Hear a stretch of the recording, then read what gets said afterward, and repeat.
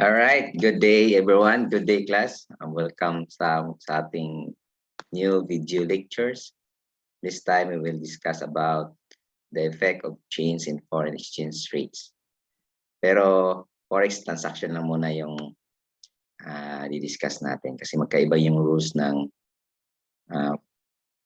foreign currency translation sa foreign currency transaction and also doon sa hyperinflationary na foreign transaction, currency transaction. Okay, so in here,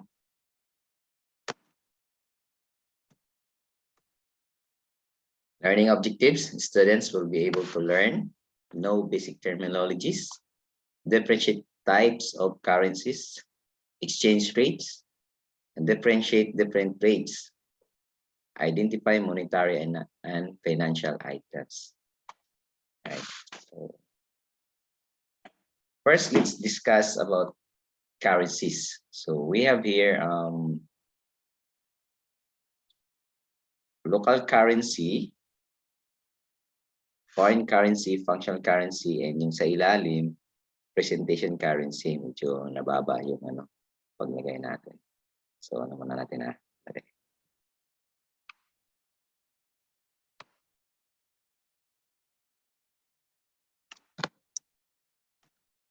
Yan. Makita siya. Maya pag mag-slideshow tayo. Right. So, here, for local currency and foreign currency, makikita nyo dyan yung natin yung image. Meron tayong example dyan kung ano yung local currency and ano yung foreign currency. So una, identify muna natin kung ano yung local transaction between local transaction and foreign transaction. So sa local transaction, example here, si seller, nagbenta siya ng goods and service to buyer, then sa Pilipinas. So ang tawag niyan is local currency. Kasi nga sa Philippines nangyari yung transaction nila. While si seller, nagbenta dyan doon kay buyer which is outside the Philippines or the foreign country, ang tawag niyan is foreign transaction. So ang tandaan lang natin class kung local transaction siya o foreign transaction, kailangan si seller at saka si buyer are both located in the Philippines. So local transaction siya. Then isa sa kanila wala, doon sa foreign country ang isa. So malamang is a foreign transaction. Alright, so distinguish na natin si local transaction sa kasi foreign transaction. Ano naman yun si foreign currency transaction and si local currency transaction? So same sa diagram na sa image natin. Example here, si seller nagbenta kay buyer sa Pilipinas. Yung location nila sa Pilipinas, sa Philippines. Ang ginamit nila na currency is the Philippine peso. So ang tawag niyan is local currency transaction. Right? So ano naman yung example na pag si seller nagbenta doon kay buyer which is outside the Philippines or the other country, but ang ginamit nila is Philippine peso, same, matatawag din natin yan as local currency transaction kasi yung currency na ginamit nila is the Philippine peso. What if ang ginamit nila ni seller is the dollar? Okay? So, yun yung tinatawag natin na foreign currency transaction. So, regardless of the location, basta ang ginamit nila is a foreign currency, that's called the foreign currency transaction. Alright? So, that's distinguish the local currency and the foreign currency. Ano naman yun, sir, yung functional currency?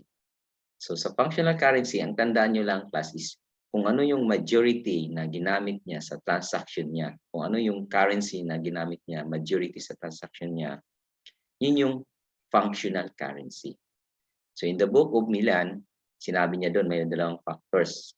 The primary factors and the secondary factors. Ano yung primary factors? If that currency daw is mainly used in sales price and cost of goods and services. So matatawag natin as functional currency. If the Philippine peso ang ginamit nila mainly doon sa sales price and the cost of goods and service, that's we call the functional currency. How about the secondary factors?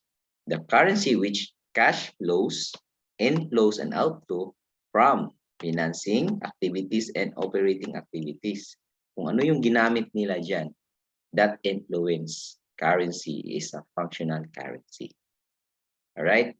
So ano namang tinatawag na presentation currency? So ito yung entities, the currency na ginamit when the entities financial statement are presented. On the word presentation, presented. Okay? So that's the, meron tayong isa pang currency na later di-discuss natin when we talked about the foreign currency transaction related to hyperinflationary. Yung tinatawag na pseudo currency. Right? So, in here, sa exchange rate, paano natin malalaman kung ano yung basis sa exchange rate natin? It may a direct ba or a indirect. So the value of a country's currency versus that another country or economic zone. So meron tayong tinatawag na quotation. Yan. Titingnan nyo yung quotation class kasi magbabase yan kung ano ba yung format gagamitin mo, either multiply mo ba siya or divide. Right? So ano yung una? So 1 unit of currency, foreign currency, kung ang unit of foreign currency daw, kung ang foreign currency is 1, it is expressed in terms of local currency, ang tawag niyan is direct quote. So, example here sa table natin, if direct quotation, exchange rate is quoted in terms of how many units of the domestic currency can be converted into 1 unit of foreign currency. Meaning, ang 1 doon is yung foreign currency, FCU. Example is $1 is equivalent to 50 pesos. 50 pesos per $1. So, ang 1 unit natin dyan is the foreign currency unit. So, ang ibig sabihin niyan, direct siya. Direct. Direct yung effect niya doon sa strength ng foreign currency natin. Sa strength. Tingnan mo yung strength niya. Ibig sabihin niyan, bakit direct? Kasi habang lumalaki itong peso na to, in equivalent to $1, mas lumalakas yung value ng dollar. Kasi nga, in 1 peso, tumataas pa yung yung value ng equivalent sa peso natin. So direct yung relationship niya. Habang tumataas yung amount ng peso na yan, lumalakas, tumataba si dollar. So excuse me ha, dun sa words at tumataba. So, ano naman yung tinatawag na indirect? Of course, pilosopo si Standard, kabaliktaran lang daw, opposite of direct quotation. So 1 unit of LCO, so si LCO naman ang gi-express in terms of 1 unit. So ang 1 unit natin si local currency unit in terms of the foreign currency indirect. So ang tawag nan is indirect. So in here sa example, so in 1 unit of peso, ang equivalent amount conversion niya is the dollar is 0.02. So paano natin nakuha yung 0.02? Simple lang. 1 divided by 50. So 0.02. So indirect siya pag in-express natin yung ang 1 unit local currency natin is expressed in terms of the foreign currency. So dali lang. Kung tingnan nyo lang kung sino yung 1 doon, and then ma-identify nyo na kung direct siya or indirect. Pag ang 1 is a foreign currency unit, then automatic direct. Pag ang 1 is the local currency unit, that's indirect. So ano yung relationship niya doon sa strength? of FCU. Right? So inverse. So habang lumiliit yung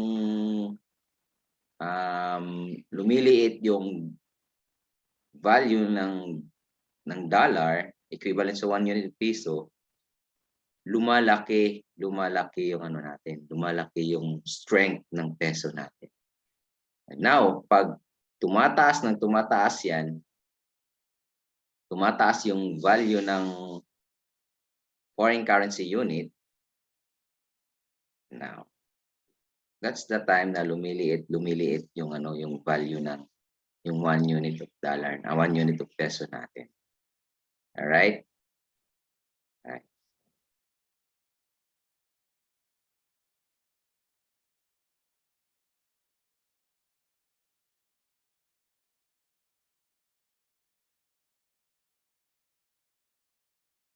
All right.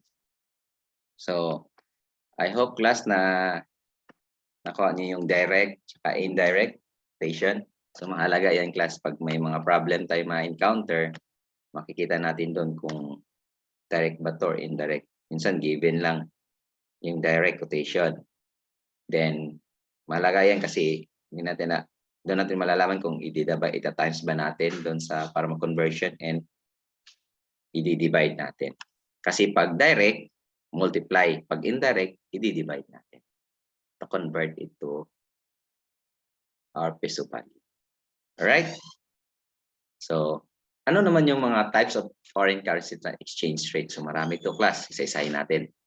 So, si spot rate. So, this is the rate for the immediate delivery of currency exchange. So, on the word immediate, spot rate. So, immediate delivery of currency exchange. So, pumunta ka doon sa foreign currency broker, example sa bank or sa mga money exchange money exchange siya patawag ng store, ano ba? Broker. Pagpapa-change ka ng currency mo doon, so that is spot rate. Gagamitin niya diyan yung spot rate, yung rate that the time na nagpapa-exchange ka kasi yung exchange rate, yung rate talaga nagchi-change, nagba-vary, fluctuating yan eh. So, spot rate, yung time na nagpa-exchange ka kaagad, yun yung spot rate gagamitin nila. Immediate rate. Current rate, the rate at which 1 unit of currency can be exchanged for another currency at the balance sheet date or the transaction date. So, take note class, yung currency can be exchanged balance sheet date or the transaction date. Take note yan, balance sheet date or transaction date. That's current rate. Right. So, historical rate. Ano naman itong historical rate? The rate in effect at the date a specific transaction or event occurred. So, specific transaction. Actually, si historical rate is spot rate yan siya. So, common example yan. Spot rate yan siya ng current of that date. But since historical na siya, sa previous rate niya siya na spot rate, previous spot rate. So, sa ngayon, historical rate na tawag niya. Right? Closing rate. So, same din to sa current rate. So, exchange rate on balance sheet date or reporting date. Okay, reporting most commonly to sa reporting date, closing rate.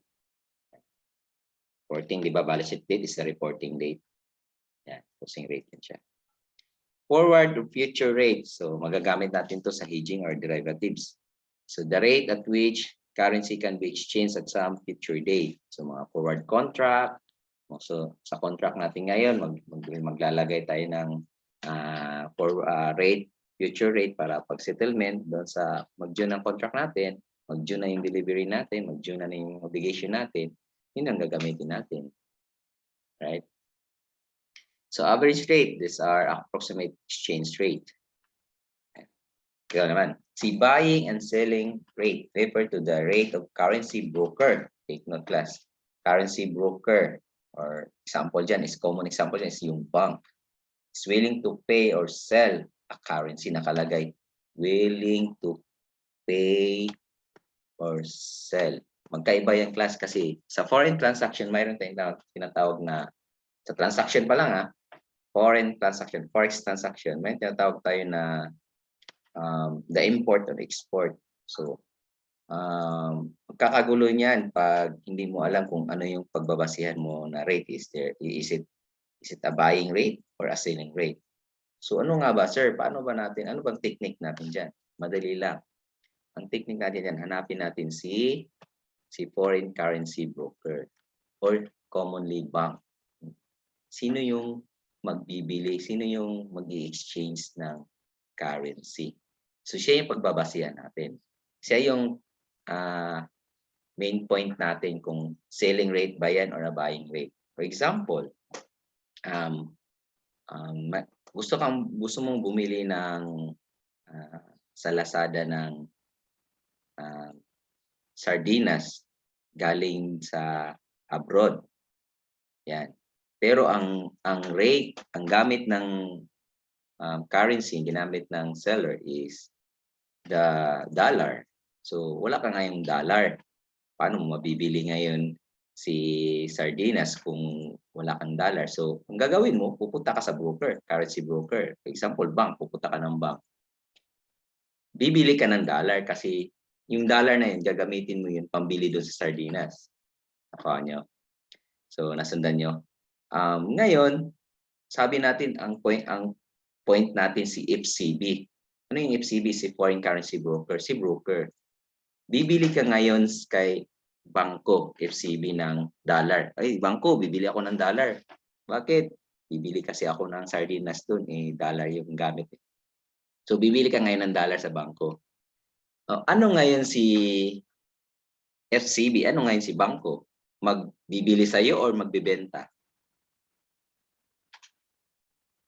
Ano? Magbibenta siya. Bibenta siya ng dollar. Siya yung seller ngayon, si foreign currency broker. Si Bangko siya yung seller. So, ang gagamitin mo na exchange rate dyan is selling rate. Kasi nga, doon tayo magbabase kay FCB. Hindi sa atin, doon kay FCB. Example, baliktarin natin yung scenario. Meron tayong dollar. Papalitan natin ng peso. So of course, pupunta ka kay Bangko. Bangko, papalit ako ng from dollar to peso. So sino ngayon yung anong standpoint ni FCB, ni foreign currency broker? Seller ba siya or buying? Buying siya. Buying siya ng dollar, ng foreign currency. Buying siya. So tawag nun si FCB, buyer. So anong rate na gagamitin mo? If ever given sa problem, selling rate or buying rate? Buying rate. So yun yung export na ginatawag, export-import. So I hope class na ako nyo yung scenario. So balik-balikan nyo na lang. Basta ang standpoint natin na pagbabasihan natin is the FCB. It's the foreign currency broker. For example, is the bank. Yung doon tayo magbabase if it is selling rate or a buying rate. All right? So another is fixed rate. The word fixed. So set by government and do not change as a result of changes in world currency markets. Fixed rate. So set by government na. Yun yung gagamitin na rate.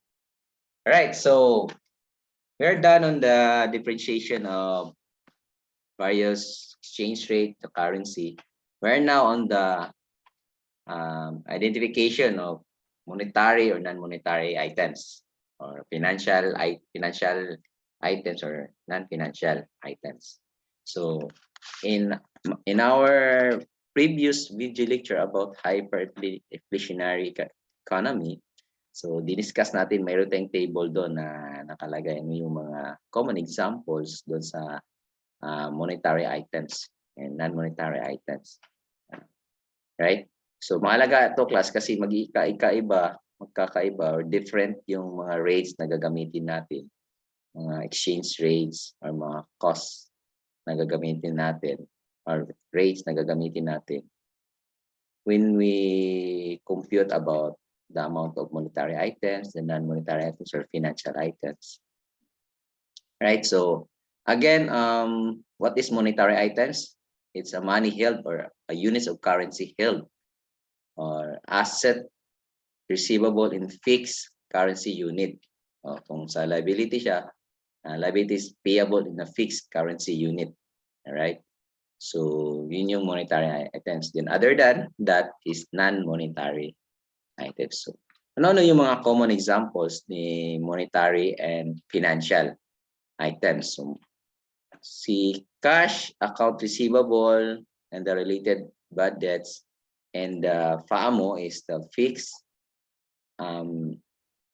financial asset amortized cost. FAMO yan na root word icon na ano natin yung parang abbreviation. So these are all considered as monetary, a part of the monetary and financial items. So what are those financial and non-monetary? So financial siya pero non-monetary. So those are financial asset measured at fair value through profit or loss.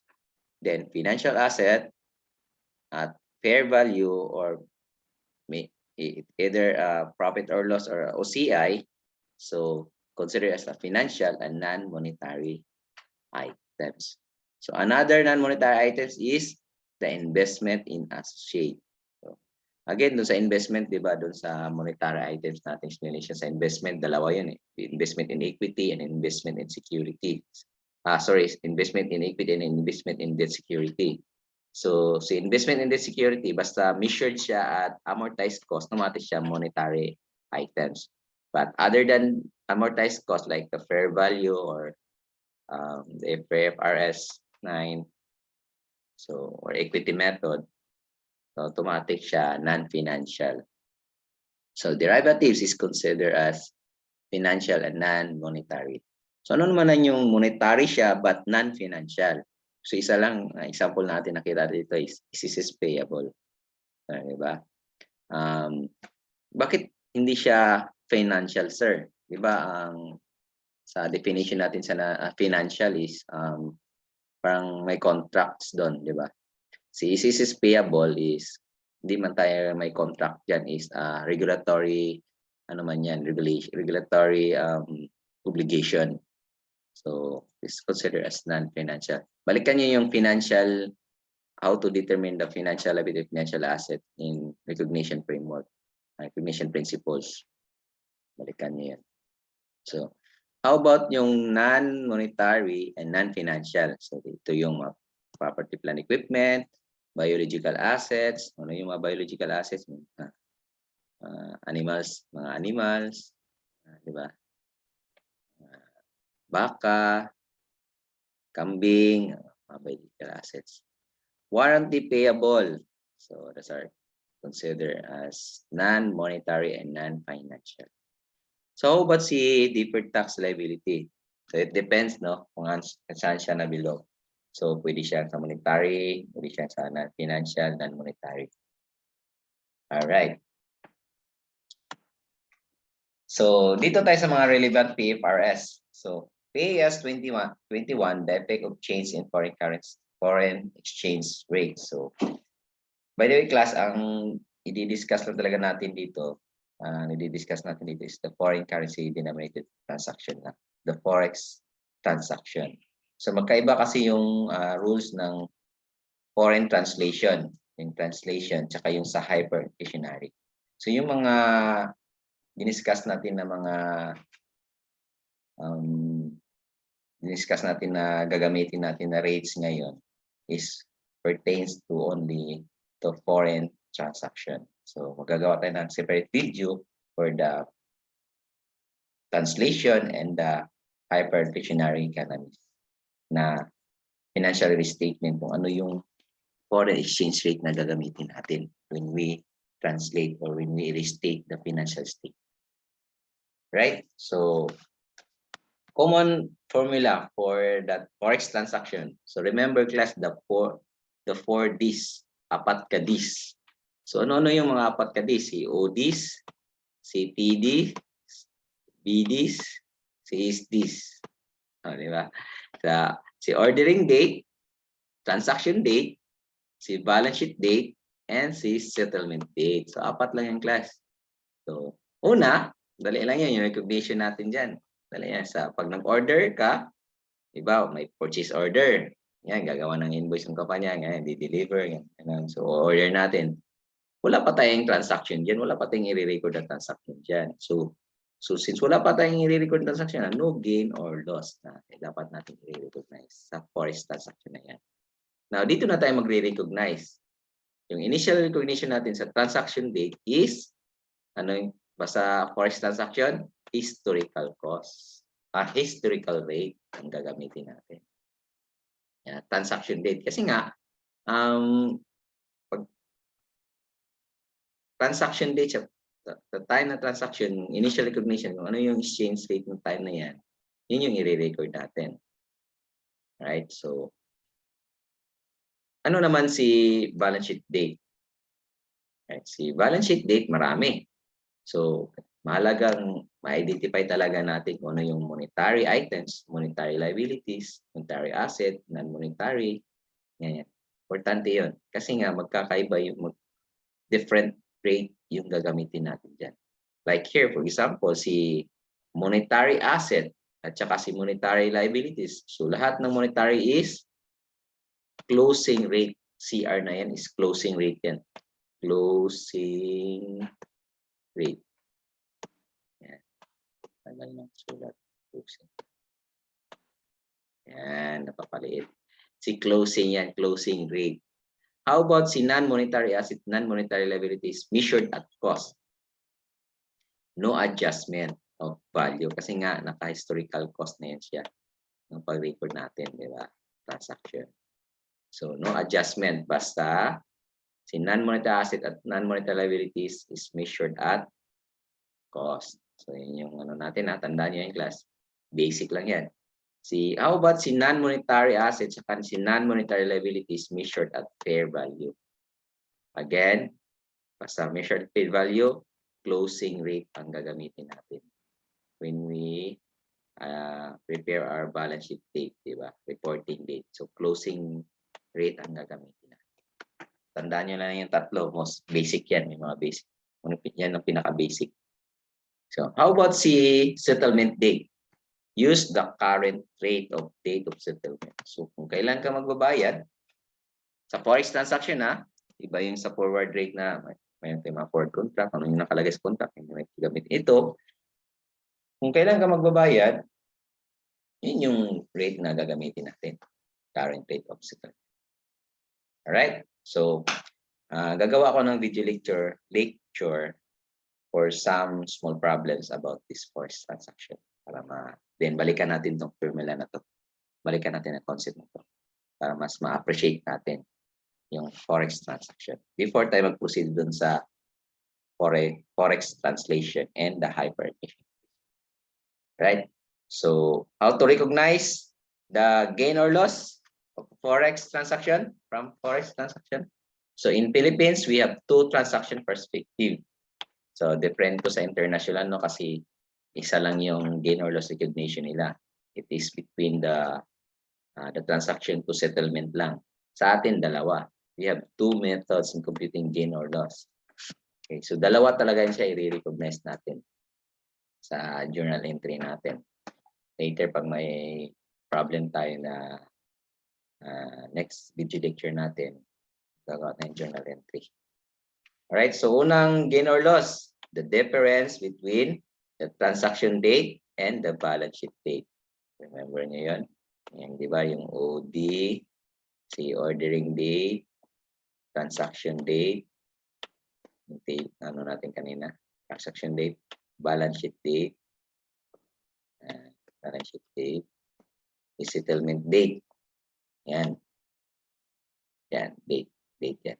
Dito, wala pa tayong gain or loss, ordering date. Dito na tayo kay transaction date tsaka si balance sheet date. Yan. Mayroon tayong gain or loss. Yan. Diba? Depende kung sinong malaki, sinong mababa. Transaction date kung payable ba yun or receivable. Depende. So, kung malaki yung babayarin mo, yan. Malamang loss ka.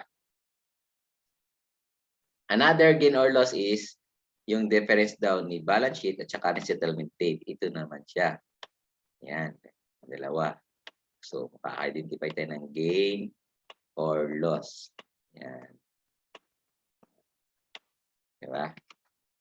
Kung may example dyan, example, balance sheet date mo, yung receivable mo, example, mayroon sa customer, receivable mo, 200 pesos.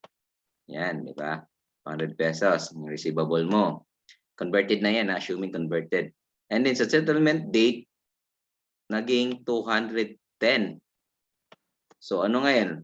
Asset to or receivable? Asset to or payable? So di ba, receivable man siya, account receivable, so asset. So yung 200 mo naging 210. So may gain ka ngayon na 10 pesos. So balik rin natin, payable to si 200. Then pag balance sheet date, mayroon kang 200. So pagdating ni settlement date is naging 210 yung payable mo. So ano to? Gain or loss? So mas lumaki. Mas lumaki yung payable natin. So lugi tayo ng 10. So same rate scenario, ma-apply natin dyan kay transaction date. Or between transaction date at saka balance sheet date. Depende kung asset or liability siya.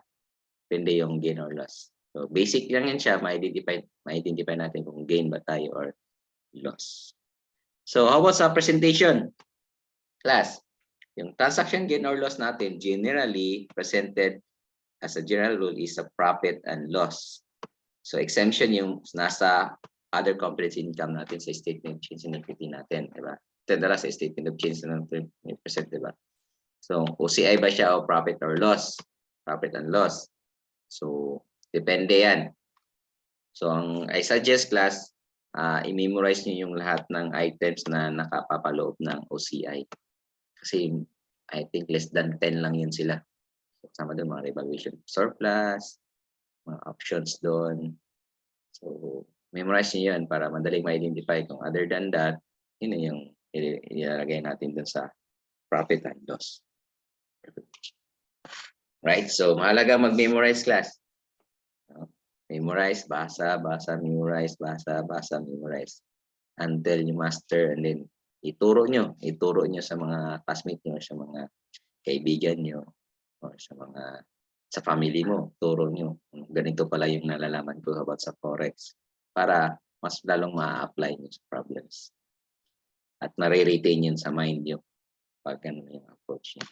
Kasi iba yung natutunan mo na na-actual mo, pina-practice mo, na-apply mo siya, mas matagal mawala sa knowledge natin. Alright, so much for today class. This is just a theory about the Forex transaction. Then the next video lecture, we will discuss some small problems related to sa itong formula natin na ginawa, okay, para ma-appreciate natin yung theory. And then after that, translation, hyper-dictionary, and then hedging and derivatives na tayo sa accounting 32. Okay. All right. So much for today, class. God bless. Bye.